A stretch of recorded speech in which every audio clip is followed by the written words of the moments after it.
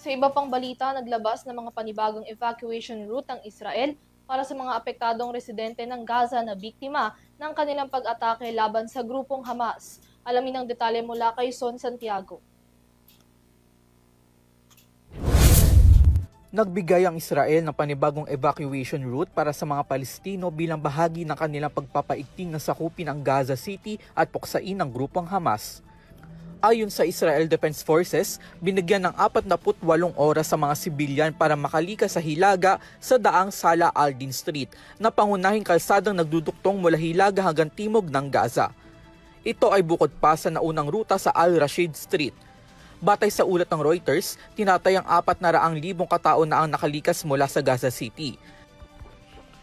Sa bilang na ito, 170,000 na ang tumungo sa timog, habang ang natitirang bilang ay naghahanap naman ng refuge sa gitna at kanlurang bahagi ng lungsod.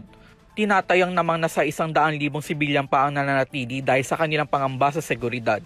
Matatandaan nagbabala rin ng mga international aid agencies na hindi ligtas ang kondisyon sa timog dahil sa siksikan ng mga evacuation shelters, pati na rin ang kakulangan sa pagkain at tubig doon. Sa kabilang banda, inuulat ng local health authorities na 63 Palestino sa Gaza City na ang napatay kahapon sa nagpapatuloy na pag-atake ng Israel. Gayon din ang hindi matapos-tapos at limpak-limpak na pag-atake sa mga residential building, paaralan at ospital doon. Sa kabuuan, mahigit 65,000 na ang nasawi mula na magsimula ang girian.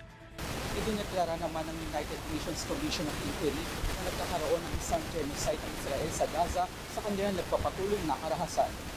Para sa EuroTV News, sa Son Santiago, sumasaludo sa bawat Pilipino.